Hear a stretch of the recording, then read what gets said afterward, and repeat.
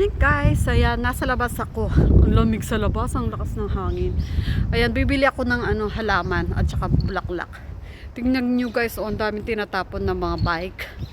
Yan hanggang doon. Doon pa meron, tsaka doon pa sa unahan meron. Ito ang ganda sana nito pambata, Sean. Kaya lang hindi pwedeng kuhanin to guys. Ito ang ganda pambata, pink. Yan may mga number kasi yung mga bike dito. Pag binili mo, kailangan ipa-register mo. Baka ma-check ka, tapos baka masakto ma-check ka. Sabihin ninakaw mo kasi may mga number yan naka-register kung kanino yung mga bike. Ayan, tinatapon na yan kasi hindi na ginagamit ng mga nakatira dito sa mga building na dito. Sayang kung sa Pilipinas lang yan, just ko. Napakaganda pa, konting linis lang talaga. Ganda sana Samahan niyo ako guys, bibili lang ako ng ang taas ng sikat ng araw, sarap maglakad. Bibili lang ako ng halaman. At ako'y maglilinis ng ating napakasikip na garden. Samahan niyo ako guys. Ayan, nandito na ako. Bibili tayo ng mga halaman, bulaklak. Wala ko masyadong type yata. Wow, may ichigo. May bunga na siya How much? Nanahokyen. Mabili nga to para may Ayan, bibilhin natin tong ichigo.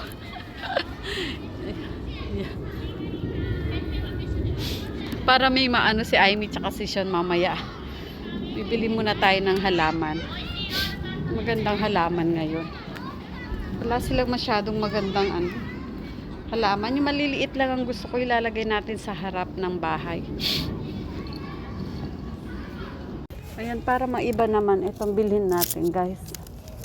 Iba-ibahin natin yung kulay. Para maganda to, tsaka to. Yan.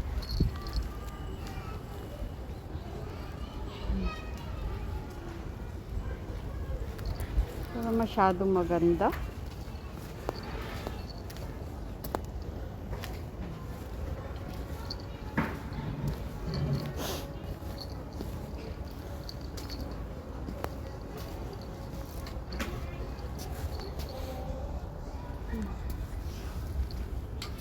Pili tayo sa altar.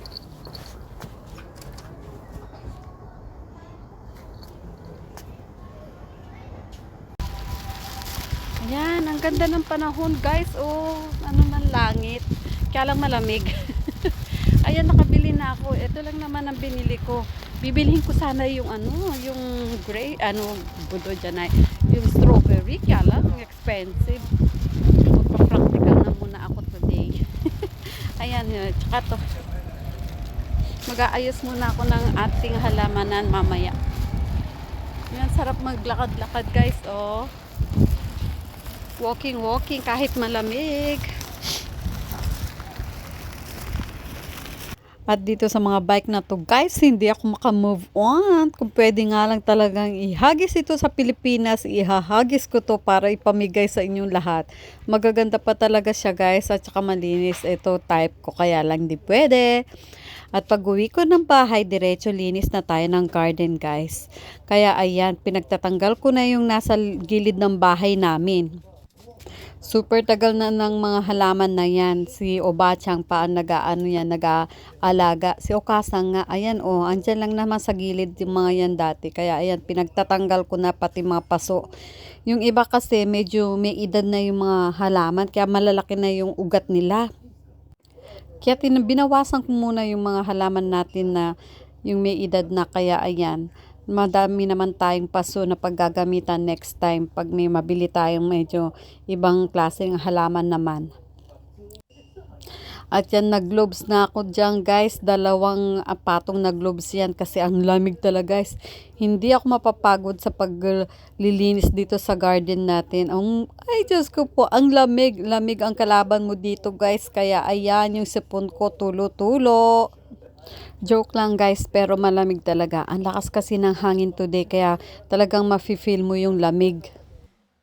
Ayan, yung lupa, nilagay ko sa dalawang plastic magkahiwalay kasi nahihirapan ako magtapon nito sa basurahan kasi baka hindi kuhanin ng basurero kasi masyadong mabigat.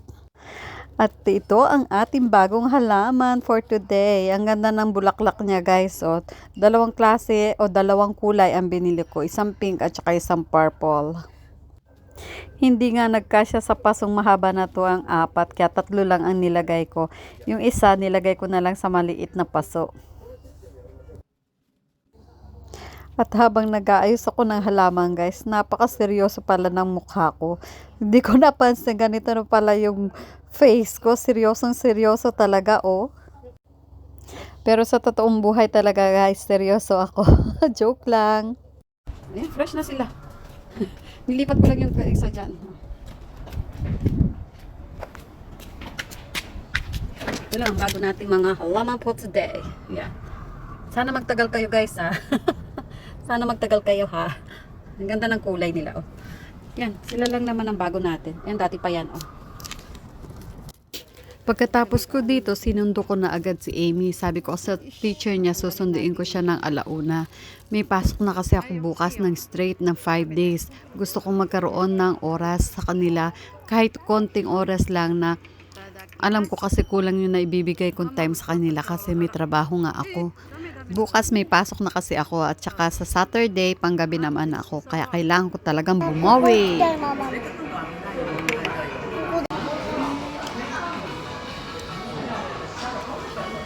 Yushi? 私休憩してるおじさんがいる。本当だ。見て。 Uwi ne? Yan, kape tayo guys.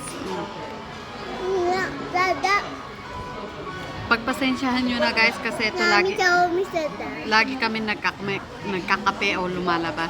Ito na yung go hobby namin sa life, 'di ba? No.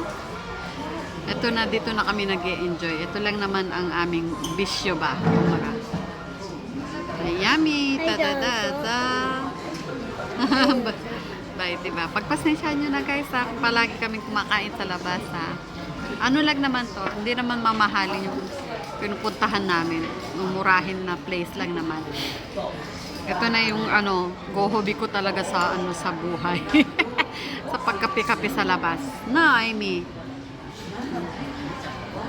Kain tayo guys, kape at saka tinapay. At pagkatapos namin kumain sa labas or magkape sa labas, diretso uwi na kami ni Amy kasi ang lakas talaga ng hangin guys. Lamig na lamig talaga ako. At habang ako ay nagtitiklop ng damit namin dito guys, hindi ko napansin si kuya, nagdo-drawing pala siya. Ang galing talaga ng batang to pagdating sa drawing. May sense talaga yung niya, ang kamay niya sa pagdo-drawing, maganda talaga. At habang siya nagdo-drawing, ako naman ay nagluluto ng aming hapunan. At madali lang naman lulutuin kong hapunan ngayon guys. Hamburger lang naman. Yun daw ang gustong kainin ni Sean for today. Kaya ayan, kung anong re-request ng mga bata, kung kaya ko din lang naman, ginagawa ko guys. Kaya kain tayo! 手と手とパッチン。それではいただきます。はい、どうぞ食べてください。